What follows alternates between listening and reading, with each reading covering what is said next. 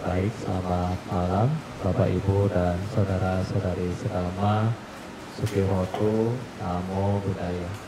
Jadi pada hari ini kita melanjutkan topik yang akan kita bahas pada hari ini adalah 5 kelompok kehidupan ya. Jadi dikatakan sebagai makhluk hidup, terutama kita yang manusia, kita dikatakan memiliki 5 kelompok kehidupan. Ya, jadi kita memiliki 5 kelompok kehidupan. Berarti Bapak Ibu, jika salah satu dari 5 ini nggak ada, ya, salah satu dari ini nggak ada, ya maka kita hari ini juga nggak ada. Ya, jadi 5 kelompok ini harus saling mendukung. Ya, kadang-kadang Pancaskanda ini dibilang 5 agregat, ya, 5 agregat, yaitu 5 item, 5 unsur yang saling berhubungan satu dengan yang lainnya. Nah, sekarang apa itu 5 Pancaskanda ini? Yang pertama Bapak Ibu adalah rupa, ya, rupa yang terdiri menjadi 4 unsur, yaitu tanah, api, air, dan angin, ya. Jadi yang pertama ini adalah rupa, ya. Bapak Ibu sudah melihat rupa Anda bagaimana?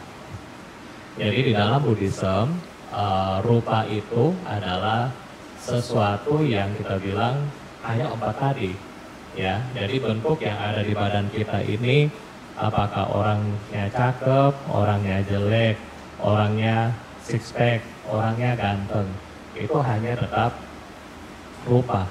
Ya, rupa cuma terdiri dari 4, yaitu tanah, api, air, dan angin. Ya, kalau Bapak Ibu pernah nonton film si Ang ya, Avatar, nah itu. Nah, jadi ada 4 suku kan, nah, sama. Jadi 4 unsur ini terdiri dan terdapat di dalam tubuh kita. Saya kasih contoh. Unsur tanah, unsur padat ya. Unsur padat ini apa? Unsur padat seperti kita bilang daging, ya, tulang, organ-organ kita, usus, kemudian mungkin mata, telinga kita, rambut kita, ya, ini yang unsur-unsur padat itu adalah unsur daripada unsur tanah, ya. Ya, sehingga kadang-kadang orang bilang apa, kalau nggak mandi berapa hari bau tanah ya. Ya, karena ini unsur ya, unsurnya sudah ini. Kadang-kadang kalau orang juga sudah tua ya, suka dibilang kadang-kadang udah bau tanah. Ya, maksudnya bau tanah bagaimana ya? Iya, karena itu adalah unsur yang padat ya. Ini adalah unsur yang padat. Nah, unsur yang padat ini kita bisa kelola ya, kita bisa kelola, membentuk dia ya, seperti mungkin Bapak Ibu bisa bentuk unsur padat ini, misalnya yang gendut disuruh fitness biar jadi bagus badannya. Kemudian mukanya yang sudah keriput mungkin bisa ditarik. Ya, jadi ini adalah unsur padat yang diatur ulang ya. Nah, yang kedua Bapak Ibu adalah unsur air. Ya, unsur air ini yang mungkin kita bisa lihat daripada air liur ya, air mata, air seni, darah, ya, lendir, ya, ini semua adalah unsur-unsur yang kita bilang unsur cair, ya. Nah, jadi unsur cair di dalam darah kita fungsinya untuk apa? Fungsinya ini untuk mengatur keseimbangan, ya. Nanti kalau Bapak Ibu mau belajar, ya nanti mesti belajar sama dokter bagaimana unsur-unsur air di dalam tubuh itu bagus, ya. Kalau kurang minum, contohnya, ya kan, ya orang akan lemas. Kalau misalnya juga kurang istilahnya kurang keluar keringat, ya juga badannya juga nggak bagus dan seterusnya. Jadi ini adalah unsur daripada air, ya. Nah, yang ketiga adalah unsur angin, ya, unsur angin. Dari ketika kita hirup nafas, buang nafas. Kemudian unsur angin ini juga ada di dalam perut kita. Kadang-kadang perut kita kembung, kadang-kadang masuk angin. Nah, ini adalah semua unsur angin yang ada di dalam badan kita. Jadi unsur angin ini adalah menggerakkan, ya, dia menggerakkan. Dan yang terakhir adalah unsur api, ya. Kadang-kadang Bapak Ibu bisa panas dalam, ya. Kadang-kadang bisa banyak gas, ya, di dalam lambung merasa panas, perih. Nah, itu adalah unsur api. Jadi 4 unsur ini adalah membentuk tubuh jasmani kita, ya. Tubuh jasmani kita adalah 4 unsur ini. Ya, jadi 4 unsur ini adalah tubuh jasmani kita, ya. Jadi kalau misalnya Anda sudah memahami ini, kalau nanti dibilang kamu gendut, oh ya nggak apa-apa, berarti kebanyakan zat padat, ya, dan seterusnya, ya. Jadi ini adalah contoh daripada unsur-unsur yang kita bilang di dalam tubuh kita. Nah, Bapak Ibu, kalau salah satu dari 4 unsur ini hilang atau salah satu dari 4 unsur ini terganggu, maka muncullah sakit. Ya, jadi 4 unsur ini tiap hari, tiap detik, tiap saat ini berproses, ya, seperti sel, dia unsur padat berproses terus. Nah, ketika ada salah satu dari 4 ini tidak seimbang, ini akan sakit badan kita, ya. Kebanyakan minum, akhirnya kembung, ya. Kebanyakan makan gorengan, akhirnya panas dalam. Ya kan, kebanyakan olahraga, akhirnya kecapean, ya. Ya kan, kebanyakan berjemur, akhirnya demam, dan seterusnya. Nah, jadi 4 unsur ini juga harus kita jaga seimbang, ya. Kalau kita melihat 4 unsur ini ada di dalam badan kita, dan secara di luar kita, 4 unsur ini juga ada. Dan kalau 4 unsur ini sampai tidak stabil di alam dunia kita, maka gampang terjadi bencana seperti mungkin banjir, gempa bumi, angin topan, dan seterusnya. Ini juga sama, ya. Jadi kembali pada 4 unsur yang ini. Nah, sekarang Bapak Ibu, apa bedanya? Kadang-kadang ini banyak pertanyaan. Bante, apa bedanya manusia, hewan, dan tumbuhan? Ya, kadang-kadang banyak pertanyaan kan, kalau saya potong sayur, misalnya sayur dari hidroponik, Bapak Ibu tanam sendiri, kemudian Anda bikin kangkung tumis gitu, ya. Berarti apa yang terjadi? Apakah saya membunuh kangkung itu? Ya kan, nah, kadang-kadang kita berpikir begitu, ya. Kadang-kadang kalau saya mengambil kangkung yang lagi hidup, terus saya potong, apakah kangkung itu mati, ya? Berarti saya membunuh dong, Bante. Nah, kadang-kadang ya seperti itu. Nah, di dalam agama Buddha, kita, maksudnya manusia, si kangkung, dan hewan, kita memiliki sama, yaitu kita memiliki rupa yang sama, ya. Jadi manusia memiliki rupa 4 unsur, si kangkung juga tadi memiliki 4 unsur, si caisin juga memiliki 4 unsur, dan hewan juga memiliki 4 unsur. Tetapi yang dibilang makhluk hidup, ya, jadi di agama Buddha itu yang dibilang makhluk hidup itu bukan karena 4 unsur ini toh, ya. Jadi bukan karena memiliki 4 unsur ini saja, tetapi yang memiliki batin, ya. Jadi kadang-kadang disebutkan rupa dan nama dan rupa, ya. Jadi kalau tadi adalah rupa atau wujud, nah kalau hanya wujud secara Buddhism itu bukan makhluk hidup. Jadi seperti si kangkung tadi bukan makhluk hidup, bukan makhluk yang kita bilang yang kita kalau kita bunuh dia mati, bukan. Tetapi yang kita bisa bunuh dan mati mereka-mereka yang memiliki nama, yaitu memiliki batin. Apa batin ini? Batin terdiri dari 4 juga, ya. Jadi batin terdiri dari 4. Yang pertama adalah wedana, ya. Batin memiliki yang pertama adalah wedana, yaitu perasaan, ya. Kata lain daripada wedana ini perasaan. Perasaan bahagia, ya kan? Apakah badan jasmani atau batin sendiri? Kadang-kadang juga perasaan menderita. Dan yang terakhir adalah perasaan yang netral. Ya, jadi ini adalah batin, ya. Coba kita lihat ketika Anda potong kangkung, sedih nggak? Iya. Nggak sedih, ya. Kalau kita misalnya potong hewan, dia sedih. Kenapa? Si kangkung sedih, si kangkung tidak sedih, si hewan sedih. Karena kangkung tumbuhan tidak punya perasaan, sedangkan hewan punya. Maka dibilang sebagai makhluk hidup dalam kacamata Buddhism adalah hewan, ya. Kita menganggap dia hidup karena memiliki batin. Nah, batin inilah kita bilang salah satu dari batin adalah yang pertama perasaan, ya. Perasaan ini kita suka melihat di dalam yang umum adalah 3. Suka, tidak suka, netral. Ya, baik di dalam batin kita dan di dalam jasmani kita. Contoh, ketika Bapak Ibu duduk bermeditasi lama-lama, ya kan, duduk meditasi lama-lama. Ketika lama-lama apa yang terjadi? Jasmani kita, ya, kaki kita kram. Jadi apa yang terjadi? Aduh, ya kan, sudah mulai goyang kan? Kenapa goyang? Karena tidak suka. Ya, perasaan kita sudah mencatat itu nggak enak, sakit.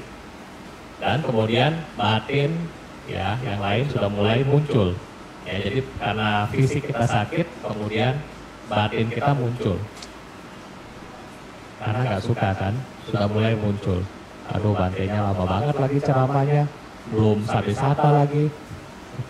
Ya, begitu buka mata, aduh masih lama lagi, 10 menit lagi. Nah itu. Jadi ini adalah perasaan yang tidak suka. Datang dari mana? Datang dari rupa maupun dari batin, ya. Datang dari fisik kita, jasmani kita, maupun datang dari batin kita. Nah, ini adalah vedana. Yang kedua, perasaan suka, ya. Begitu Bapak Ibu, sudah bukan Bapak Ibu ya, mungkin anak-anak yang masih kuliah, mungkin seperti Alfred atau Wisaka atau Billy. Ketika mereka melihat teman mereka yang misalnya yang cakep, mata mereka langsung akan gitu kan. Kenapa? Karena tertarik, ya kan? Karena tertarik, ya. Karena tertarik. Ya, karena dia tertarik ini berarti muncul perasaan apa? Perasaan yang suka. Ya, oh, suka. Nah, muncul perasaan yang suka. Dari mana? Dari kembali lagi dari jasmani. Dia melihat, kemudian muncul di dalam perasaan dia. Dan kemudian ada juga perasaan yang netral, ya. Kalau yang lewat yang tadi orang apa ya, anak-anak biasa bilang apa? Bening. Yang bening lewat gitu kan. Wah, cepat dianya. Oh, suka. Kalau yang lewat biasa-biasa aja gitu kan. Oh, netral. UPK. Mata hanya melihat, nggak masuk di hati. Ya, karena kenapa? Karena ya anggap biasa-biasa aja. Nah ini, jadi makhluk hidup memiliki vedana. Vedana bukan cuma datang dari kita melihat, kita makan, sama. Ketika Anda mencium bau, sama. Ada bau yang kita suka, ada bau yang tidak kita suka. Ada bau yang membuat kita netral. Ya, misalnya ketika Anda lagi Anda yang penakut, misalnya begitu Anda lewat di mana, cium bau melati, langsung, aduh, siapa nih yang datang? Ya, itu. Nah ini adalah vedana, perasaan, ya. Nah berikutnya Bapak Ibu adalah sanya. Ini adalah sanya, yaitu mengingat, ya. Sanya di sini adalah ingatan-ingatan yang kita serap, ya, yang kita serap. Ini adalah ingatan-ingatan, ya. Ingatan-ingatan ini dari mana? Dari objek kesadaran kita, ya. Jadi kita mengingat apakah rupa, suara, bau, rasa, sentuhan, dan objek kesadaran yang timbul bersama dengan batin kita. Nah, jadi itu adalah rupa, sanya, ya. Jadi kita mengingat, tadi melihat yang bening tadi namanya siapa ya?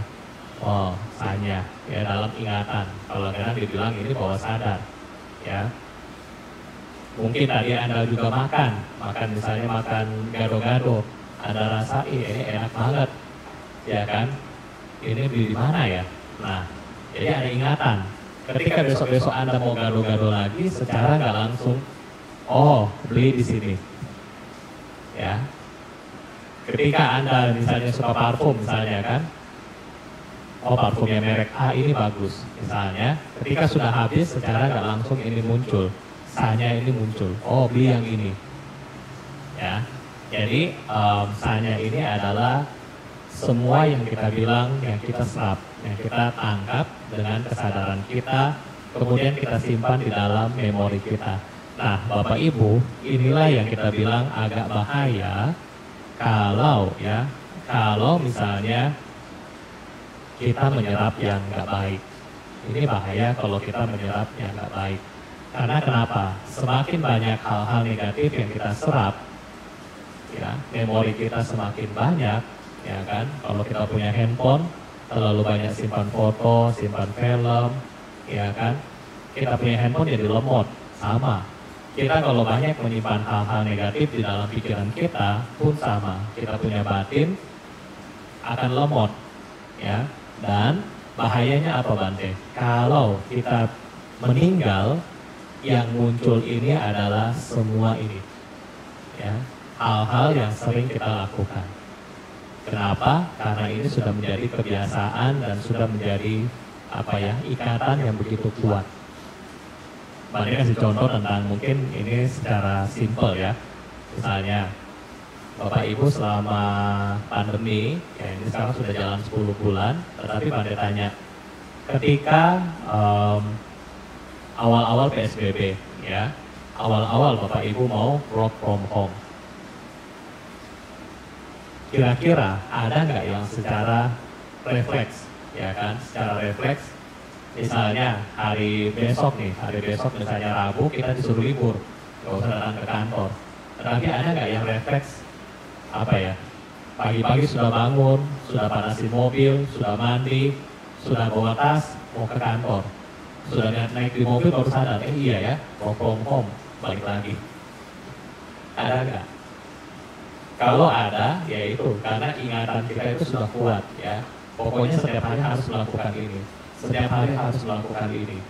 Nah, ini secara nggak sadar pun, ya, walaupun kita belum meninggal, kita kadang-kadang sudah lupa ya, kadang-kadang sudah refleks karena itu sudah menjadi rutinitas. Nah, ini adalah ingatan-ingatan.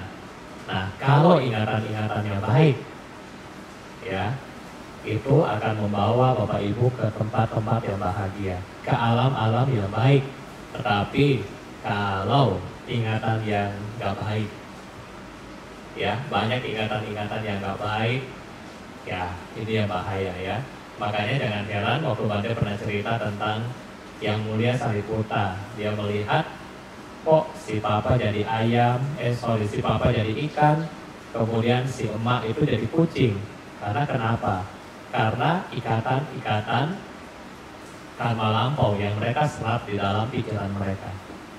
Ya, jadi kalau misalnya kita bercerita tentang proses reinkarnasi, ini adalah sangat pengaruh ya. Ketika ininya kuat, hal-hal negativitinya kuat, maka ini akan menarik kita ke alam yang tidak baik. Ya, ini akan menarik kita ke alam yang tidak baik. Contoh, Anda yang suka piara, misalnya piara anjing ya, piara dogi, Anda suka pelihara, bagaimana kalau Anda lagi melihat dogi? Senang kan? Kalau ya hobi banget nih, kasih makan, peluk, ya kan, mandiin, sayang-sayang.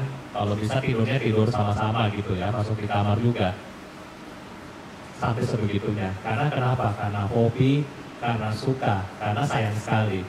Ya, maksudnya sayang dengan si doginya tadi. Ketika kita juga sudah meninggal, ingatan ini masih kuat, ya. Masih kuat di dalam ingatan kita. Kenapa Bante begitu? Coba, kita di sini punya hobi semua kan? Bapak Ibu punya hobi, Bante punya hobi. Sekarang, kalau yang berkaitan dengan hobi kita, yang kita lagi pikirkan, ya, kira-kira apa yang kita akan pikirkan dari waktu ke waktu?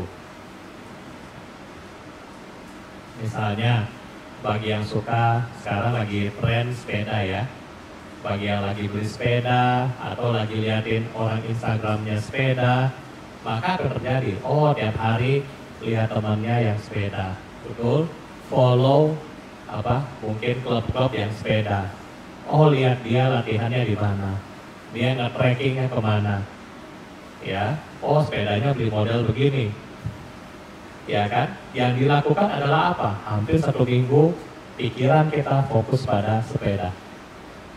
Betul nggak? Yang suka tanam sayur, ya kan, yang lagi bikin bunga dan seterusnya, sama. Beli pupuk yang mana, bunganya yang mana, mau tanam yang apa, potnya bagaimana, siramnya bagaimana, ya, pakainya apa dan seterusnya. Fokus kita 1 minggu penuh ke bunga. Kadang-kadang lagi waktu senggang pun lihat YouTube tentang bunga. Nah itu berarti di situ adalah kita benar-benar fokus ke sana ya. Fokus-fokus ini, kesadaran kita ke arah yang ini akan menyebabkan tersimpan di dalam memori kita. Nah sehingga ketika kita meninggal, ini juga akan muncul mana yang dominan. Ya, kalau yang dominannya baik, ya kan, pelihara dan seterusnya, wah itu gak bisa ke alam dewa. Ya, oh lihat Buddha, ya kan, lihat Bante dan seterusnya, itu aman. Tapi kalau yang nggak pernah, ya kan, kadang-kadang kalau ketua umum umat lucu ya, kalau yang nggak ngerti kan, jangan dekat-dekat itu, bosong. Ya, maksudnya bosong orang nggak guna. Ya, jadi kadang-kadang juga gitu ya, karena nggak ngerti. Kalau anak-anak kadang-kadang sekolah agama Buddha ketemu dengan Bante mau anjali, kalau ketemu di tempat-tempat umum, misalnya di bandara atau di mana kan, kadang-kadang emak-emaknya atau papanya yang nggak ngerti atau akong amanya, udah jangan dekat-dekat itu, bosong itu, orang nggak guna. Ya, jadi kasihan banget ya kalau punya pikiran-pikiran yang ya negativitinya banyak ya, karena akan menyebabkan blocking karma kita ke arah yang positif itu terblocking. Nah oleh karena itulah ya sanya ini Bapak Ibu harus perhatikan benar-benar, simpan yang baik-baik. Ketika Anda lihat dengan mata, lihatlah yang baik. Anda dengar, sadarilah yang dengar yang baik. Ya, ketika Anda berbicara, Anda menggunakan lidah Anda, ya lakukanlah yang baik. Sentuhan, ya kan, yang baik. Ya, pikiran yang baik. Nah, ini semua yang kita harus simpan karena sanya ini adalah gudang harta Anda. Ya, kalau Anda punya harta ini bagus, kehidupan mendatang itu bagus. Kalau gudang harta kita minus, ya ke depan itu nggak ada. Ya, jadi ini adalah kita bilanglah gudang harta lah ya. Anda punya berangkas yang Anda harus jaga baik-baik. Nah, kemudian Bapak Ibu, kita lanjut ya, sankara. Sankara adalah bentuk-bentuk pikiran ya. Bentuk-bentuk pikiran di sini akan muncul kadang-kadang pikiran yang kusala atau akusala ya. Dan juga ada pikiran-pikiran yang netral ya. Oke. Biasanya sebelum kita melakukan sesuatu ada sifat ya, sifat daripada perbuatan. Kadang-kadang kita melakukan hal-hal tetapi kita bilang ya ini adalah perbuatan yang baik, ini perbuatan yang buruk, dan kadang-kadang ini adalah perbuatan yang biasa-biasa aja.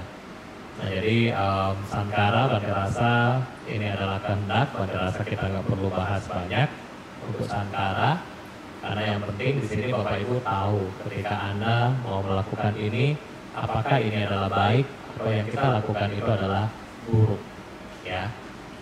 Dan yang netral. Oke, yang berikutnya adalah winyana, ya. Winyana adalah kesadaran, ya. Kesadaran ketika Bapak Ibu sedang kontak dengan mata, contoh, kontak dengan telinga, contoh, kontak dengan hidung, contoh, kontak dengan sentuhan, contoh, dan ketika kita sedang berpikir. Nah ini adalah winyana ya. kita mengetahui dan kita sadari. Misalnya, ketika Anda pegang ini, Anda rasakan, oh ini panas. Ketika Anda pegang ini, Anda lihat ini warnanya begini, ya. Ketika Anda lagi pegang ini, Anda sadari dia punya hidung, maksudnya apa, baunya keluar. Nah, jadi ini adalah winyana. Ketika juga Bapak Ibu seperti ini, misalnya seperti di Cetia hari ini ada bau 3, 4. Yang berarti bisa cium, ada 4 yang berarti bisa kenali. Yang pertama, dupa yang berbeda di altar leluhur. Baunya beda. Dupa yang cendana di altar Buddha, baunya beda. Bau dari luar, ya, bau dari luar karena sedang hujan, bau tanah berbeda, dan bau dari minuman ini berbeda. Jadi saat ini ada 4 bau yang berbeda di ruangan ini. Nah, itu adalah kesadaran dari mana? Hidung. Kita tahu, ini bau yang cendana karena kita punya sanya, bahwa kalau bau begini adalah bau cendana. Oh, ini bau karena ada hujan, ya. Oh, ini bau karena dupa yang itu. Nah, jadi kita bisa tahu di situ. Itu adalah winyana, ya, bagaimana kita menyadari ya segala sesuatu. Nah, jadi Bapak Ibu, 4, kita bilang 4 istilah dari batin yang terdiri dari wedana, sanya, kemudian sankara, dan winyana. Ini ada 4. Ini adalah kita bilang batin, ya, batin kita. Yang kadang-kadang kita bilang nama, di dalam bahasa Pali tulisnya nama. Nah, sedangkan 4 unsur di dalam tubuh jasmani kita sering dibilang rupa. Jadi nama dan rupa. Nama ada 4 item, rupa ada 4 item. Kalau salah satu dari 4 unsur ini hilang, berarti kita nggak ada, ya, manusianya hilang berarti, ya. Jadi kita harus jaga. Yang kita perlu jaga ketika kita hidup, kita menjaga jasmani kita dengan baik, batin kita dengan baik. Dan ketika kita meninggal, yang akan ikuti kita adalah batin kita, ya. Jasmani kita ketinggalan, tetapi 4 yang tadi, perasaan akan ikut kita, sanya, ingatan-ingatan, brankas Anda akan ikut Anda. Ya, brankas di sini adalah simpanan daripada ingatan kita, dan juga winyana dan sankara itu akan ikut kita. Karena tetap ini akan menentukan kita akan lahir di mana. Nah, oleh karena itulah, selama kita punya waktu, isilah dengan hal-hal yang baik. Ya, sayang banget kalau selama kita sudah menjadi manusia, sudah sangat sempurna, kemudian hidup kita, ya, kita nggak isi dengan hal-hal yang baik. Semoga tidak ada melalui kebajikan ini, semoga tidak ada lagi makhluk yang melakukan karma buruk. Semoga yang lapar dapat memperoleh makanan, yang haus memperoleh minuman, yang telanjang memperoleh pakaian, yang sakit memperoleh obat-obatan, yang tidak memiliki tempat bernaung, semoga memperoleh tempat bernaung. Semoga dengan kondisi tersebut, semua makhluk memiliki potensi untuk belajar praktek dan merealisasi dhamma hingga tercapai pencernaan tertinggi nibbana. Semoga para sanak keluarga yang masih hidup maupun yang telah meninggal, para makhluk yang memiliki hubungan karma dengan kami, dan para musuh-musuh di semua kehidupan, semoga mereka terbebas dari penderitaan mereka dan segera memperoleh sebab kebahagiaan. Dengan perlindungan dari para Buddha, Dhamma, Arya Sangga, dan para Bodhisattva. Semoga semua kebahagiaan, kesejahteraan, kesehatan, dan usia senantiasa bertambah. Semoga segala bencana, wabah penyakit, perang, perselisihan, dan halangan-halangan dalam mempraktikkan Dhamma dapat lenyap adanya. Selama ruang angkasa bertahan, selama makhluk hidup tetap ada, hingga saat itu, semoga saya pun tinggal dan menghilangkan kesengsaraan di dunia ini. Sabbe satta bhavantu sukhitata, Semoga semua makhluk hidup berbahagia. 1, 1, 1.